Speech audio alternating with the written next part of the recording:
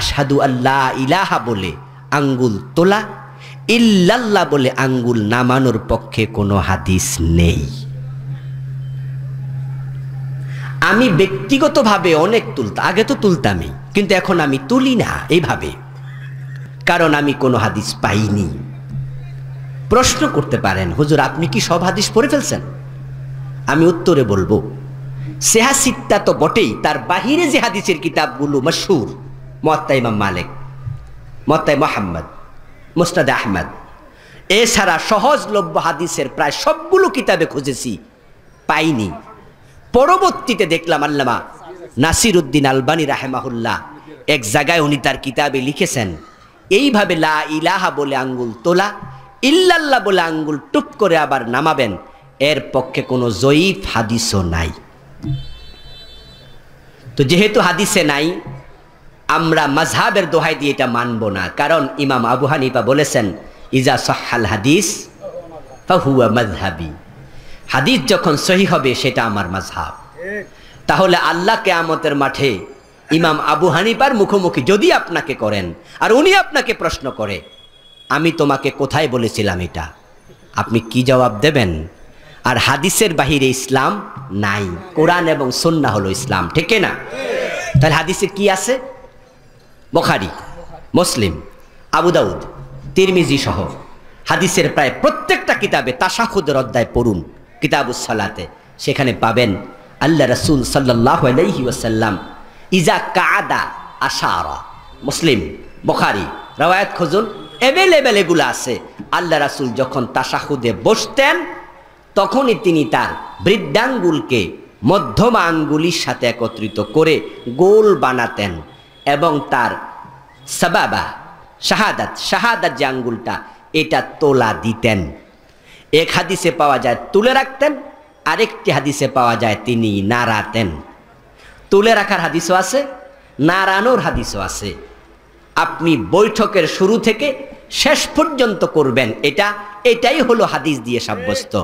মাঝে তুলবেন আবার নামাবেন, আপনি নামান তোলেন, আমি আপনার হাত আঙ্গুল সাইপা ধরবো, এটা বলছি না, আমি বলছি হাদিসে নাই। বাড়ি যাবেন, মসজিদের ইমাম সাহেবের কাছে বলবেন, উনি আশ্চর্য হইয়া বলবে, এই কয় কিরে 40 বছর ধরে কইরাইছি। এ 40-50 বছরের নাম ইসলাম না, দলিলের নাম ইসলাম। আপনি অমুক হুজুর কইছে আছে, আমি দেখেছি আমার কাছে কিতাব নিয়ে হাজির হয়েছে, হুজুর আপনি কইছেন নাই, ওই যে আবু দাউদের এত নম্বর হাদিস, এ দেখেন এই কিতাব। আমি কিতাবের লেখককে আগে দেখলাম, দেখি লেখক একজন বিখ্যাত মুহাদ্দিস, ঢাকা এক দাওরা মাদ্রাসার শাইখুল হাদিস। আমি আজীব হলাম, বিস্মিত হয়ে 2 ছাত্র কলমা থেকে আমার মসজিদে গেল, ইউনিভার্সিটি পড়ে। তাদেরকে বললাম, ভাই তোমরা আসছো বইটা নিয়ে, তোমাদের ধন্যবাদ, তবে আমি কষ্টে কাঁদতে মন চায়, কারণ উনি বলছেন আবু দাউদের এত নম্বর হাদিস, অথচ আবু দাউদে হাদিসটা নাই।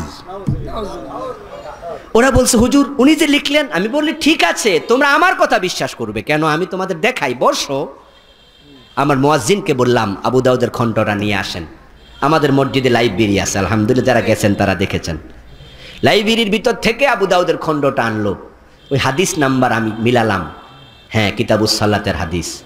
তাশাহুদের প্রায় সবগুলো হাদিস পড়ে শোনালাম, বললাম এই হাদিসটা কি আছে? ওরা বলল, এত বড় হুজুর এটা লিখলো করতে। আমার ভাইয়েরা, এজন্য আমরা সুন্নাহ মোতাবেক আমল করতে চাই, আল্লাহর নবীকে আমরা অনুসরণ যথাযথভাবে করতে চাই। আল্লাহ তৌফিক দান করুক। নামাজের পর মুনাজাত করার সঠিক নিয়ম কি? আল্লাহর নবী নামাজে সালাম ফিরিয়ে মুনাজাত করেছেন, মুনাজাত কিন্তু আছে।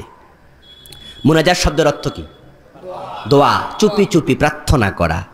আল্লাহ রাসূল বলছেন সহিহ বুখারীর রওয়ায়াত, ইজা কামা আহাদুকুম ফি সলাতিহি ফাইন্নাহু ইউনাজি রাব্বাহু। সহিহ বুখারীর রওয়ায়াত, ব্যক্তি যখন নামাজে দাঁড়ায় সে আল্লাহর সাথে মুনাজাত করে, গোপনে কথা বলে। সুবহানাল্লাহ। তো আল্লাহ রাসূল সালাম ফিরাতেন, ফিরিয়ে তিনি মুনাজাত করতেন কিভাবে? আস্তাগফিরুল্লাহ, আস্তাগফিরুল্লাহ, আস্তাগফিরুল্লাহ। আস্তাগফিরুল্লাহ অর্থ কি? আল্লাহ আমি ক্ষমা চাই, আমি ক্ষমা চাই। সুবহানাল্লাহ। তো আপনিও মুনাজাত করুন। আল্লাহর নবী দোয়া করতেন, আল্লাহুম্মা আনতাস সালাম ওয়া মিনকাস সালাম তাবারাকতা ইয়া জাল জালালি ওয়াল ইকরাম। এভাবে তিনি দোয়া করতেন, আরো দোয়া পাওয়া যায়, কিন্তু সবাইকে নিয়ে আল্লাহুম্মা আমিন। এরপরে রাব্বানা যালামনা আনফুসানা পিছনে দিয়া যারা 2 রাকাত পায় নাই তাদের কেরাতের 12টা বাজতাছে। আপনি কি 2-1 রাকাত ছুটে না নামাজে বিভিন্ন জায়গায়? ইমাম যখন সালাম ফিরায় তখন কি আপনি সালাম ফিরান? আপনি দাঁড়ায়া মাসবুক তো বাকি নামাজ পড়েন, সে নামাজের মাঝে কেরাত আছে না নাই? ইমাম সাহেবের রাব্বানা যালামনা ধাক্কায় আপনার কেরাত আউট হয়ে যেতেছে। আহা, ইমাম সাহেব যারা ইমাম হবেন অতটুকু আকল কি থাকবে না যে আমার এই মুনাজাতটা তো যারা আমরা মুনাজাত করি তারাও তো এটার নফল বলি, ঠিক কিনা? আমরা কি ফরজ করছি কোনোদিন? যারা মুনাজাত 5 ওয়াক্তে করে তারাও তো ফরজ কয় না, তারা কয় এটা সুন্নাত মুস্তাহাব। আর কেরাত ফরা কি? তাহলে ওই বেটা আপনার নফলের ধাক্কায় ফরজ পড়তে পারতেছে না। আপনার কি বুঝ থাকা উচিত না, ঠিক কিনা? তো মুনাজাতের তালাফফুজটা আপনি ছোট ছোট করে করেন, কিন্তু না, আবুল কালাম আজাদ হুজুর কইয়া গেছে নামাজের পরে সম্মিলিত মুনাজাত নাই, আমি আধা ঘন্টা কইরা দেখাই।